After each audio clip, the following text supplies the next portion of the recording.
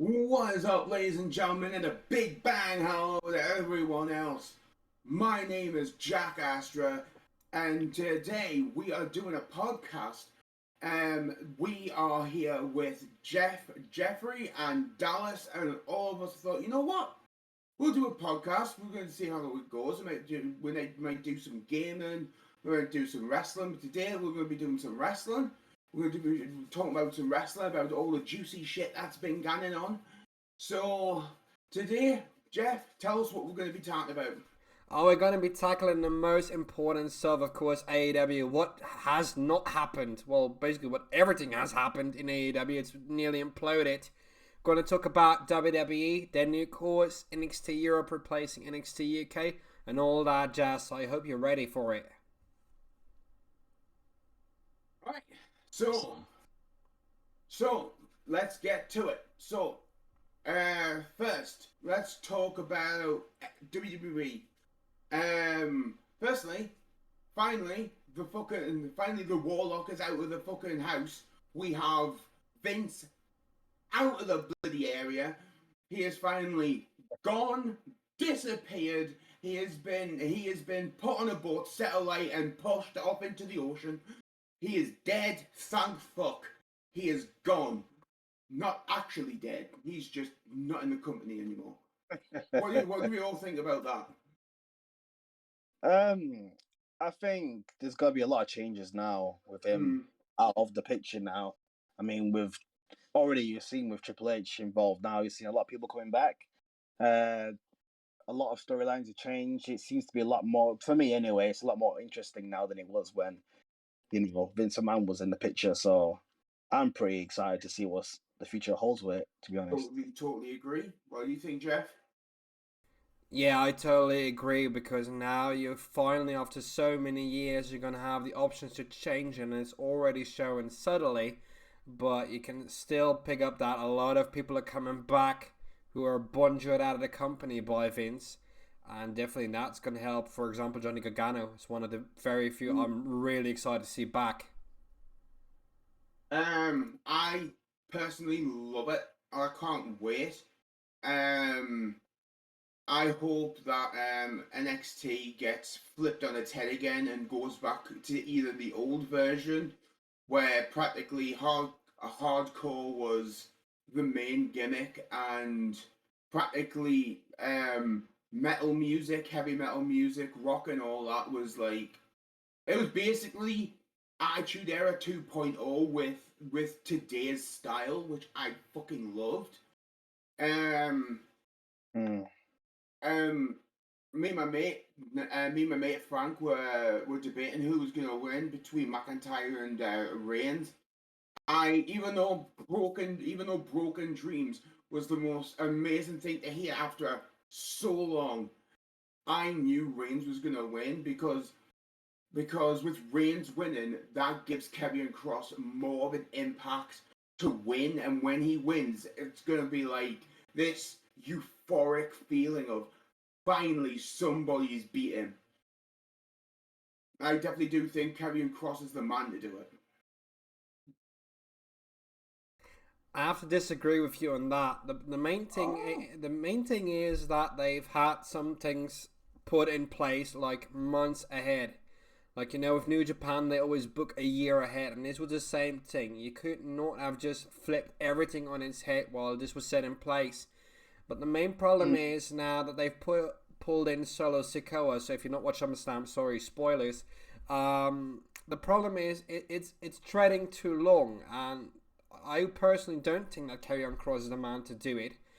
I think that from all the things that we have seen from Vince in the last couple of years was the big muscular guys, and it's the same with Kross, whichever way you want to put it, even though he's bald as shit now, but still, if you want to put somebody in there which should deserve it after all the many years of credit, either pull out Finn Balor of the shit that he's doing now with Judgment Day, because it doesn't make any sense, it doesn't go anywhere. Either put him in or put Johnny Gargano in, because you need an adept technical wrestler who knows how to do promos. Yes, Reigns has evolved in his promos, but it's not up to par. He always needs help from somebody else, whether it's the Heymans, the Usos, or anyone else. it always is lackluster to me.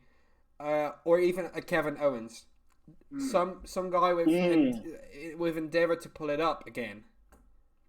See, what I think would work, and to not only take the title off Reigns but keep him safe at the same time, is to put him in a multi-man match, like a 8-man tag or eliminate an 8-man, not an 8-man tag, an 8-man battle royal or a elimination chamber where the odds are literally stacked against him, and somebody maybe like Owens or Gargano or Cross can beat him and actually get it. But in the same sense, they may have won the title, but he didn't win it. But he didn't lose fairly, so he's still safe, and he didn't get beat 1-on-1. So I think that is a great way to take it off them. I fully agree. I would put the exceptional one-time match we once had, the Armageddon Hell in a Cell. I would use that for it. Apparently, Yeah. apparently that match is not even going to happen again. Apparently, it was too dangerous. Ah, come on. That is such utter bullshit.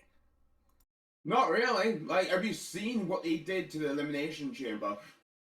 Instead of being like like a steel wrecking ball, it's now like it's like cushion land. Yeah. Like they've made it too safe. But then again, I'm saying that like I'm a fan. That's all I am. I can't be anything else. I can if I want to be, but I'm not. But I'm not the one that's getting like wounds, blisters, and cuts on my body, sacrificing myself just to see a kid in the background that I can hardly see from like floor 802 smile. So I can't say anything about it. So what do you think about this whole situation, Dallas? I think that it seems a little rushed now. I like that lots of people are coming back and everything, but I feel like I don't know what's going on with the situation with Roman Reigns now. I mean, I felt like they brought Solo Sikoa too early because he's doing his thing in NXT. Like, he doesn't need to be part of Bloodline. I know, obviously, his family and everything, but I felt like he's better on his own for now. Do you know what I mean? And Mhm. I agree with Jeffrey as well, where I think someone who's not your typical big guy should be in the picture for being the one to beat Roman Reigns. Mm. You know, like just like how it used to be with Daniel Bryan before, of course, he left to go to AEW. Could be someone like even maybe Sami Zayn. That would be interesting to see Sami Zayn make his way through the bloodline, try to break up the bloodline to get to Roman Reigns and take the championship off him. That would be interesting. Yeah, it kind of would be like going from like the unknown from the sidetracked lackey to like all of a sudden he was actually like the jigsaw puzzle piece that everyone needed to beat him, like just out of nowhere. Yeah, I Uh, feel like that might be the plan. I don't know what's happening, but I feel like it could be all an act, and it's just his way to get to Roman Reigns himself. that that would be actually kind of like weird, but I think it would be good. Kind of like how it were when Daniel Bryan was in the Wyatt family for a Mm. minute. Then he turned on obviously Bray Wyatt, and he got him where he wanted him. Like that would be an awesome story if that was actually true. But I guess you never know until it happens. I guess. What I think But would be yeah, good. Oh, sorry, go for it. I was saying about the Judgment Day. I don't know how I feel about that. It was a shock seeing obviously Dominic turn on his father. I kind of saw it coming, but Everyone did. I didn't think it was going to be that soon. I thought it was going to get to a point where maybe Rey Mysterio's injured and Edge is gone and Dominic's got nowhere else to go and decides to just be like, you know what, if you can't beat him, join him. So this is how I've planned Dominic being heel. and how it can go so perfect. So Dominic's now joined Judgment Day. If you haven't seen Clash at the Castle, he turned heel like crazy. And this is how I can see it. Edge and Ray trying to get Dominic to come back to the good side. Dominic just doesn't want to hear it. And then he just, out of all the times he's just been quiet, the one time he gets to speak is when he tells Edge he wants him at the Royal Rumble.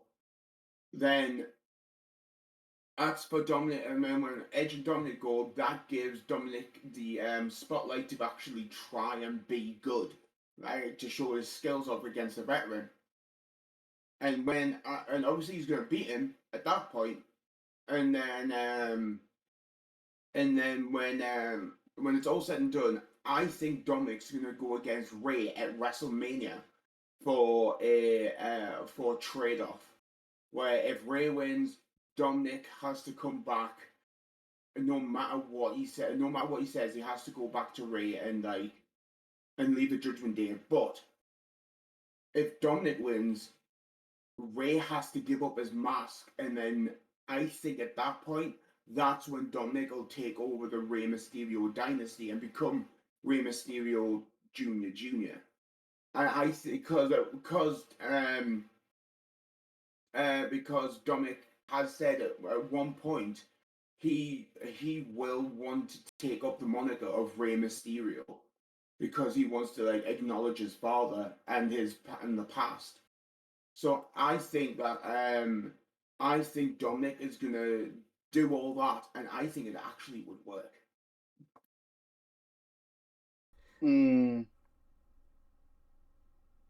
Yeah, that could happen. I think him being heel is going to be a short run as a heel. I think I just don't know. I do kind of like him like this because the guy that finally gives him character.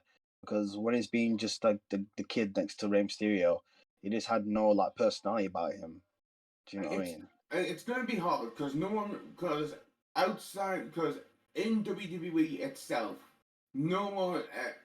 If anybody's used to Rey Mysterio just being in WWE, Rey has never been heel. You have never seen him heel ever in WWE. Actually, sorry. It's fine. Outside WWE, he has been heel before. In WCW, he was heel. Yeah. But in WWE, he has never been heel before, and I don't think fans are going to be used to Dominic being heel because of the Rey Mysterio family always been faces. But I think it's going to work out for him if he plays his cards right. Yeah. I was going to say. Mm-hmm. I thought you was finished. No, go. I was going to say, yeah, when you said in the WWE, then I thought, okay, yeah, you're right. But, of course, if you're talking Rey Mysterio Jr., when he wrestled without the mask in WCW, that was probably his first heel run. Oh yeah, I've been told that. I was talking to my mate Nat about Frank about this. I was like, it's weird how Dominic's gonna be the first heel in the Rey Mysterio dynasty, and he was like, not really. And I'm like, what are you talking about? Rey's never been heel. It's like in WCW was. I'm like, really? All right, fair enough. But yeah, moving on from Raw and SmackDown to NXT, because apparently NXT is now the UK version is getting a rebrand.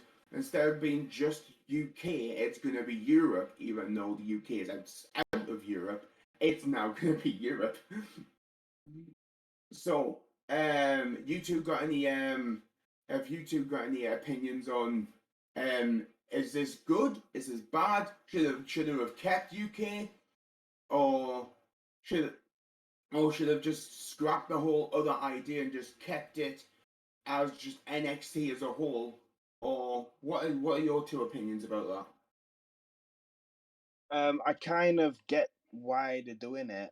If what I think it is the reason why they're doing it is because when they were just NXT UK, there were a lot of UK and a lot of European wrestlers in that company. So I guess to kind of make it more make sense, I guess.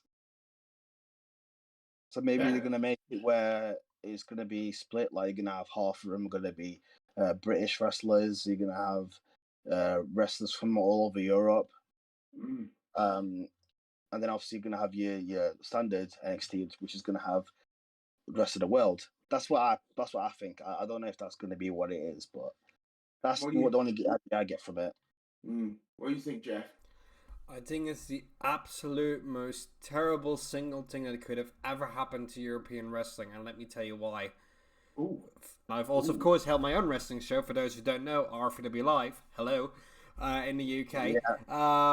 But the problem is, we saw this with NXT UK. So what happened is, ICW Progress got the deals. Okay, you can go on the network, but we are snatching up the wrestlers with guaranteed contracts.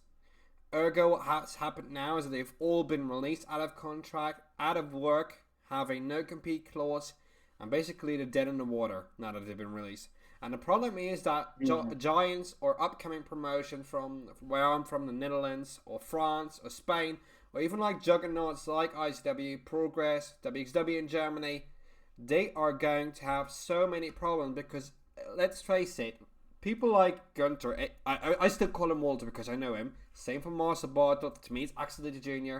They've all snatched up those people with guaranteed contracts, paid them a lot of amount of money. 90% has never been used, has never gone anywhere. But because they're bound to contracts, and luckily for NXT UK, they had contracts where they could go pay per appearance to European shows. But my fear is that they will give them such contracts that they will be out of work in Europe, only bound to NXT Europe. And when that happens, your independent market is going to suffer as much in quality as quantity of wrestlers, that nothing's going to be left for the independent scene and for basically like the normal citizen just trying to go to a show for anywhere between £5 and £20 per person. That is going to disappear because you're going to have cutting edge technology, lighting, wrestlers, all that jazz to keep up with anything that's the standard. The standard is going to be raised so high that my fear is that independent wrestling from Europe, which as we know it, catch wrestling, would be going extinct in that level. That's my biggest fear, and that's why I'm thinking this is a terrible decision. See, for me, I think taking over shit was Vince's thing. I feel like Triple H was like kind of like told to do all that, like take all these wrestlers from Progress, take them all from ICW, this, that, and the other. I think Triple H is gonna have a different approach to this. I think Triple H is gonna give them contracts that are just gonna be like, here, we're gonna have some wrestlers that are in house, and then some wrestlers are just gonna flow through in and out. And if they end up winning our title, they can take them to other promotions and go, look, I am a champion. Like how New Japan and some other companies are to AEW, who are like, you can have our titles, you can go off other ways and show that, who are these titles? What are these titles for? This, that, and the other. WWE doesn't need that kind of exposure because everyone knows who WWE is. But I think that's what they might do. I think they'll keep like their Tyler Bates and their Walters, this, that, and the other. But I think they're gonna have like either. I think they're gonna have most or nearly all of their talents are gonna be like flow through talents where they're gonna come in, show what they've got, go back to other promotions that are the same way. I don't think that they're gonna dominate indie promotions anymore. I think they're just gonna say, look, this is a contract. You can fight with us. You can fight other places. You're not contractively staying with us because Triple H is always to dead ends a wrestling fan, and I don't think he wants to see other promotions die. Other indie promotions because indie wrestling is the epitome of wrestling. Because in most indie promotions you'll never see most moves in WWE that you can see in the indies. Like So I don't think Triple H is going to do that. I think Triple H is going to just have those kind of contracts that are going to be like, right, you fight for us, you can win a title if you want. If you win a title, you can still go out, follow through, go to other promotions. You can take the title with you, this, that, and the other. I think that's what he's going to do. And then I'd be at peace with that, just to make it clear. If that's the case, that we're going with pay per appearance contract and just roam wherever you want to go, that is fine. But the main thing is, I'm not concerned about Triple H here, but I'm concerned about the other CEO, Nick Khan. Seeing as what Tony Khan is doing now with the All Atlantic Championship, we're going to touch base on AEW a little bit later. That is the perfect showcase of what it could be in a full-on brand slash promotion, sub-promotion, whichever you want to call it. That is going to be NXT Europe. But once it comes to Nick Khan, he gets greedy. And if he, even though he's only co-CEO and it's 2 versus 1 basically, if he finds a way to put that stamp, that Vince stamp on it, and that is going to be terrible. So I'm hoping that you are right, that it's going to be Trip and Steps doing, that is going to be just like that. See, I think what's going to happen is that you're going to have, like, say, NXT Europe and then NXT Asia. You're going to have, like, all these promotions like that are just going to, like, throw a flow-through contracts. So, like, you can come fight for us, go to the other promotions, come fight for us, win a title if you want, then go to the other promotions. And then I think if they want to be a stay-home business, they have to actually, if they want to stay at the promotion, they have to have a contract that says they have to fight at Europe slash Asia slash whatever, and the actual NXT. I think these brands of Europe, Asia, and all that are going to be the sub brands like NXT was for Raw and SmackDown, and NXT is going to be the main brand for the sub brands. And if somebody wants to actually come on, they get to go into NXT itself and also go into Asia, Europe, whatever. Because I think that would be an absolutely amazing idea. Fully agree with you on that. I can't make any other point to argue with that. That's great, if that's the case. Yeah. So oh no, go Jay. Sorry. Oh no, I never knew what to think of what was going to happen. My initial thought was they're doing that because they're gonna do a thing where they have like half of the superstars being from Europe and from the UK, and then they're probably gonna just like you said earlier, they'll have like different promotions across the world where there'll be like their own version of indie shows. Do you know what I mean? Yeah, they could do that. They could have their own. They could have their own Worlds Collide, where they get like, say, NXT Europe Worlds Collide, where they get like different promotions, and they have their own like faction. So ICW has one faction, Progress has one faction, and they can go like and each other and see who gets to be the best promotion. Like they can do that. Like they can do that. I think that would be fucking epic. Like showcase showcase different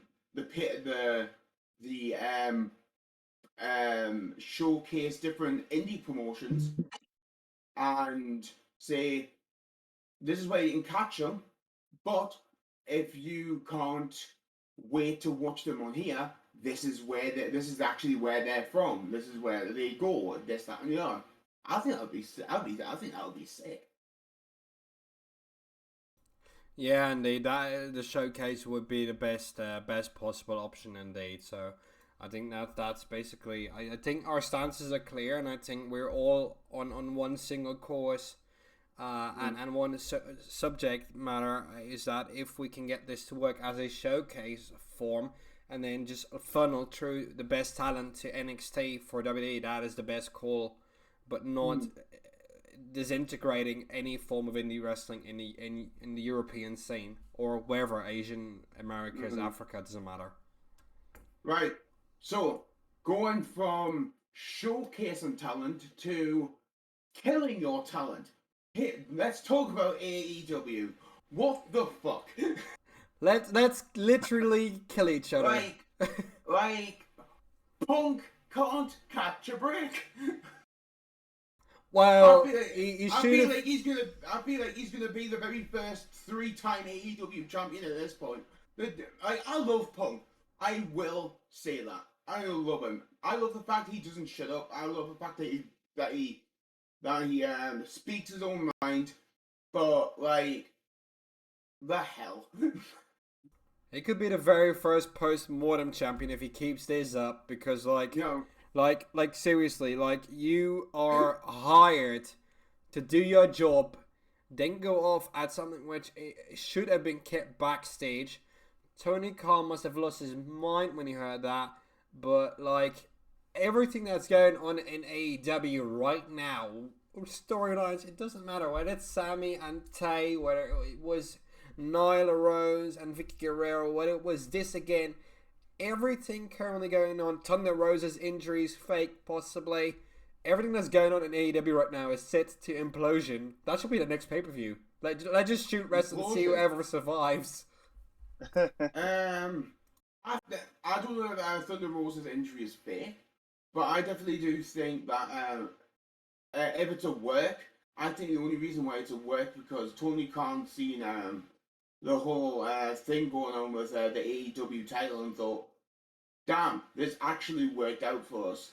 Maybe I can get the Thunder Rosa to drop her title and see if we can do it with that and see if it works. And to be honest, it kind of did work. Tony Storm being the champion definitely deserves it. Congrats to Tony Storm. But I do think in some circumstances, Punk is right. The fact that this whole situation with him and Colt Cabana was over with, done, finito. Them two had going to was done, and no one should be giving a shit about it. Like if I had an argument with a random person, and no one's gonna give a shit about that, but it's only because Punk and Cabana's situation is very well known and famous. People want to keep berating Punk on it, like, oh, why do you not, like, why this, why that, why this, like, why? It's like, dude, like, if I was in this situation, I would be like, look, this situation has been solved.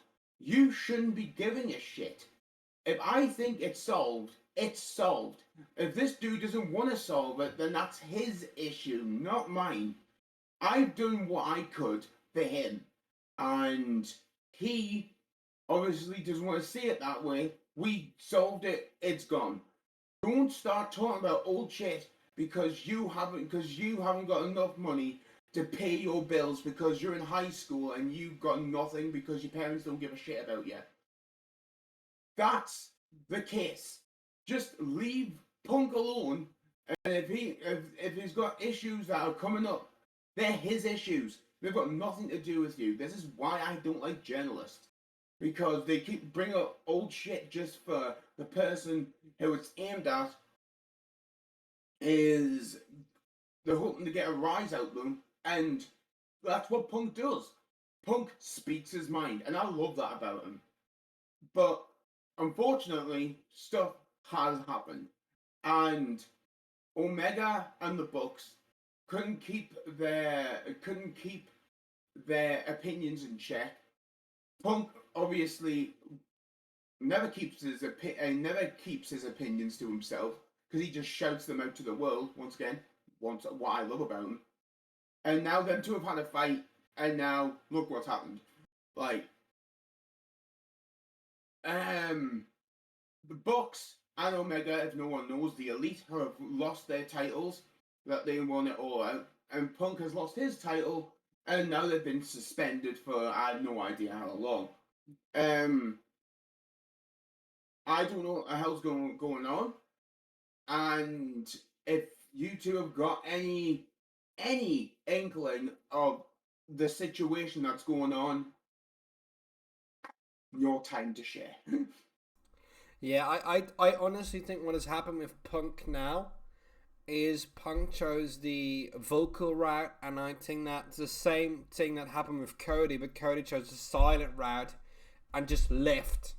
I think that's the same thing that just happened, but Punk chose the vocal route, which is what he does, and I have to agree with you. I love him for that. I love somebody who speaks his mind. Does it sometimes rub you the wrong way? Yes, it does, but indeed, cases were solved.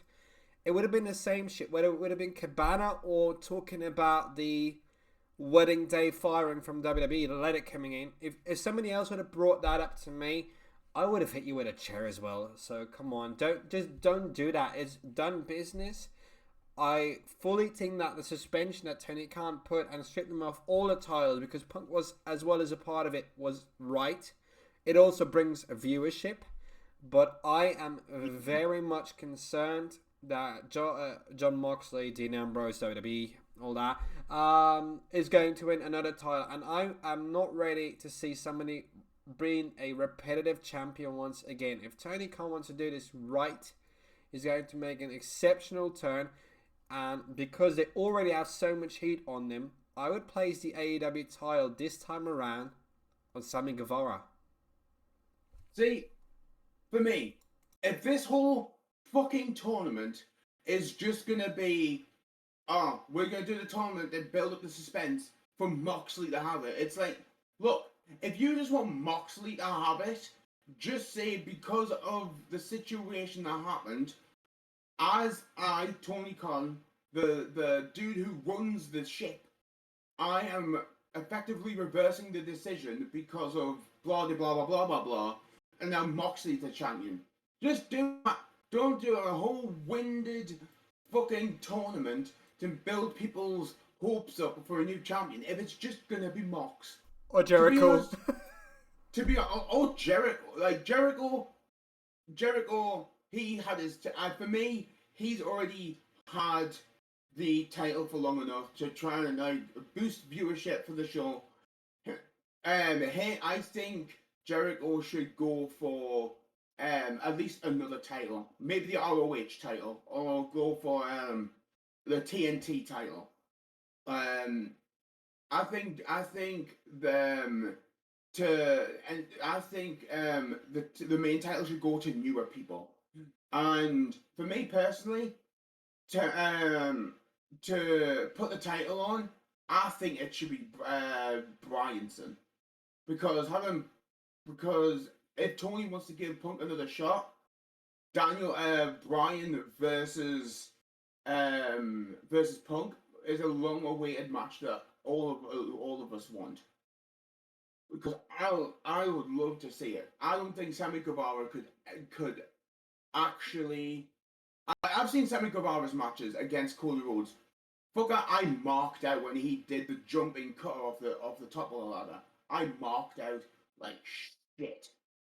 But I don't think Guevara is ready for Punk. I think Punk will definitely win in that situation. I'm probably wrong, but that's my opinion. But Guevara, definitely good talent. I think he could do better outside of Jericho. Him and Taya Conti is an amazing talent as well. I think them two are definitely rocking it as the mixed tag champions for a different company. I don't know what it was.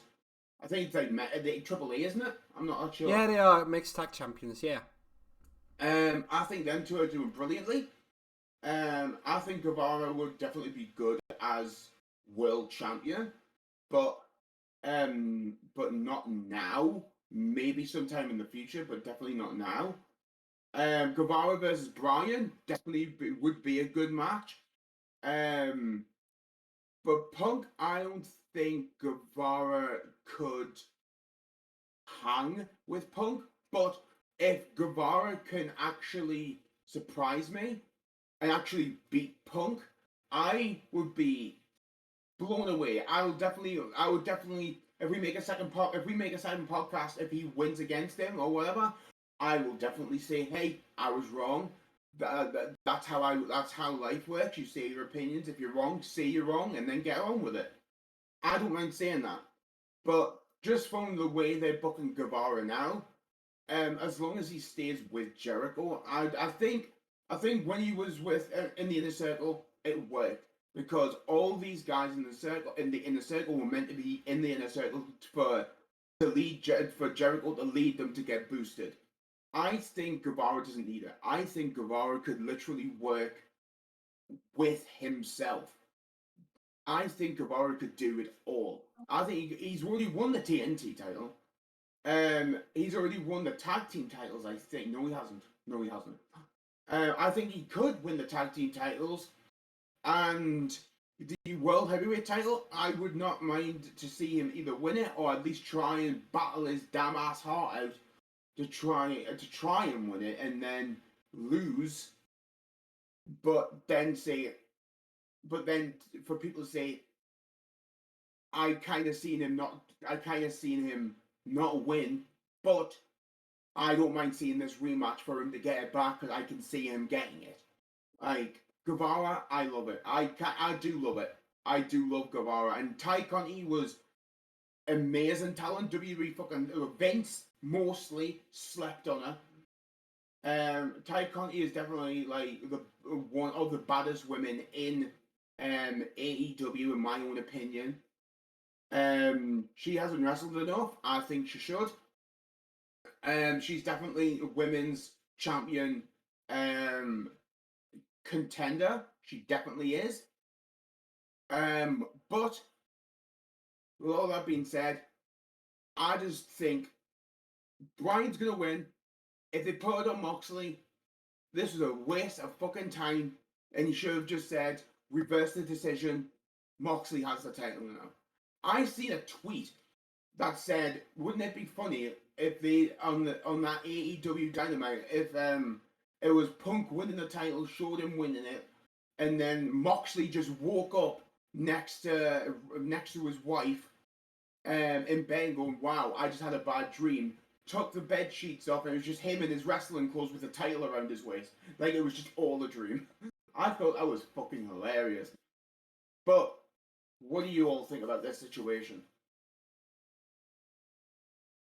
To be honest, I personally don't follow AEW that much. I was watching in the beginning, then it got to a point where I was just getting bored of it. Like I felt like it was just going to shit, to be honest.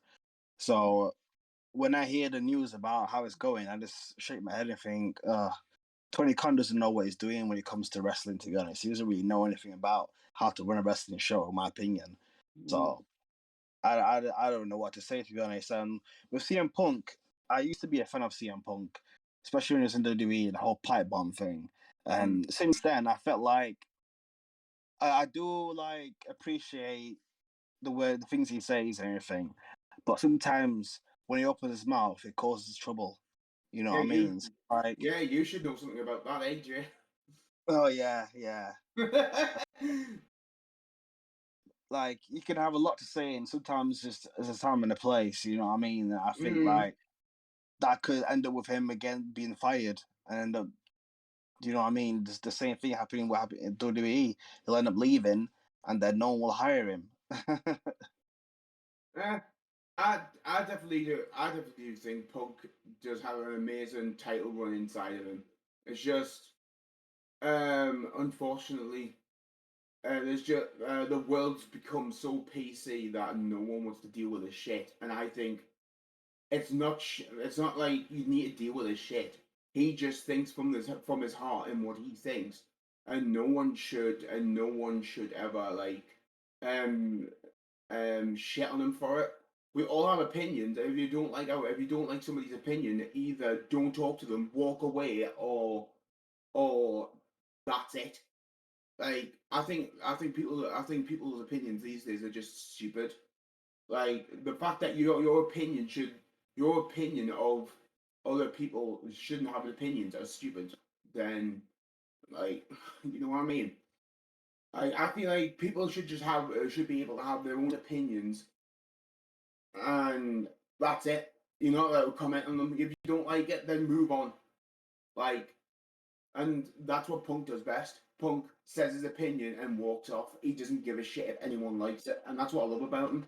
So, Jeff, what is your whole calamity on this? whole situation with the new tournament, the and all the rest of it. Well, just basically summarizing on what we just had, I think that it's a matter of not just Punk speaking his mind. It's a problem with creative control. It's Tony Khan getting greedy. It's a complete chaos of just having one person deciding it, and like Rhea Daivari, but also any other creative person in AEW says it goes up to Tony and he decides. It's just basically Vince Light. But whenever things start to get hot or everything starts to get set on fire, the only thing that he knows how to do is just push the big red reset button and try again.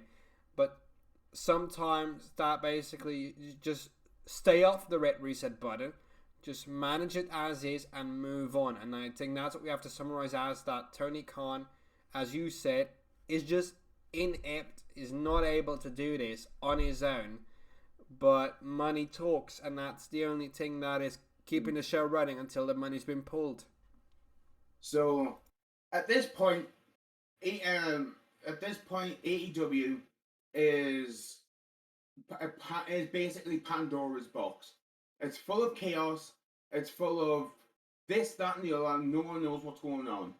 If somebody can find the little bit of hope that is in the box, then we can probably close the box, keep everything tight, sealed, and together, and that's when we can probably have a good contender to anything. Like AEW is potentially has potential to beat WWE and basically do WWE to what WWE did to WCW. AEW has that potential because they have the best damn roster, in my opinion, ever. They do, because they've got loads of talent in the back. They've got loads of talent ever. Problem is, they've got too many damn ass shows to fill out the quota of. You don't think we can show good talent? You think all we do is show old talent? That's wrong. We're gonna make a new show to show you this is what we do. No, what you don't have two good shows to show off your new talent. All you have is main event and superstar. That's all you have. Something that some people probably won't want to watch, and if they do, it's because they actually have investment in the new talent. For God's sake, what you should do every so often, make a massive battle royal of just new talent, and then if people pop for some of the talent, then bring them on to Dynamite. Like, because some people just don't get it, and it really pisses me off. But actually, well, one thing that pisses me off so much is when people say, "I'm getting sick of all these WWE guys coming into AEW." I don't see it as that. You two can say I'm wrong if you want, but I don't see it as WWE guys coming to AEW. I see it as indie guys, indie guys that got cheated out of life and have given now a new perspective. That's how I see it. These aren't just WWE guys coming into to AEW. These are indie wrestlers who were cheated out of their lives, finally getting their lives back on track. That's how I see it. Yeah, I understand that. Yeah, you got a point there, to be honest. Because that's all it is. Cesaro, also known as God damn, I can't remember his Claudio name. Castagnoli, please. Yeah. You've got him. You've got Bryan Danielson. I'm not even going to name all the people in AEW. You've got Tyler Black. You've got all these people who are from the indies. TJP. You've got all these people were in WWE. Yes, but where were they first? They were in the indies, and they took up an amazing opportunity to go exactly where all wrestling fans want to be, to work for WWE. But Vince is a bitch, and he took their love of wrestling out of them. and some of them have become WWE guys and said, I love this more than ever, and that's fine. But some of them just don't. Some of them hate the fact that they're doing this, and people like Bryan Danielson, and people like Antonio, and people like Malachi Black. Yeah, because you said Tyler Black, you idiot. Hey, don't insult a fellow Dutchman. You said Tyler Black, that's Seth Rollins. Yeah, I know. Good that you corrected yourself, because I would have been mad as a Dutchman. I called him Tyler Black for a reason, because I know it's Seth Rollins. But yeah, people like oh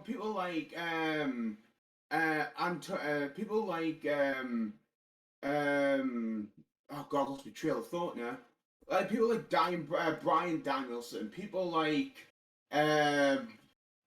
Malachi Black, and all of them were indie people to begin with that would basically just said, Vince was like, I like where you're going with it, but no. Just no. I was waiting for Dallas to go at it, but since he's not doing it. No, I ain't really got anything else to say about that, to be honest. I mean, like I said, I don't really follow AEW, to be honest, so there's not really a whole lot I know except for just the news that I see on social media about it. Yeah, like the only thing that I still want to contribute before we could close this off is that the thing is with AEW, it has all this potential in the same way that like a couple of 10 years ago Impact or TNA when it back when it was called that had. But the problem was that they brought in too many, not just figures from the past, that was fine, but they offered them such big contracts that they couldn't keep up paying for. And the problem is, once the TNT networks do the same trick they did with WCW, once new directors get in and they say, we gotta cut costs, which is basically what's going to happen, I see it very foreseeable that things like Rampage are easily cut. And once that happens, you know, that's going to set up any form of dominoes in motion that could fall up the entire company. So the thing for Tony Khan is, yes, indeed, Pandora's box, solve the situation, take away the bit of hope that you still have, make sure that you get your shit together and do it right this time, because if this keeps on going, you will see a ratings decline. And you can correct me on this if I'm wrong in the next podcast, but once Dynamite will fall below 700,000 viewership for more than a month, it's over. With that being said, ladies and gentlemen, this podcast's been very productive, wouldn't you think? Yeah, I think we had a lot to discuss. We actually went to length on and in depth on some topics. So yeah, I think it was very productive for our very first one. So I just say on to the next one. I'm right. What do you think, Jay? Yeah, definitely. There was a lot of things that was said. By me. That's all right. Yeah, because I don't shut up. Yeah, we should correct you next time. Just shut up, Shane. Yes.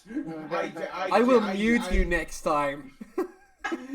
Yeah, I do have a tendency to like ramble on. So yeah, I notice, and I will notice that in the edit. I will try and correct that. But with that being said, ladies and gentlemen, for me, Jeff, and Dallas, we all want to say thank you for listening. And with that being said, this has been the newest podcast. We don't know what we're going to call it yet. But with that being said, this has been the podcast, and we will all see you all in the final flash.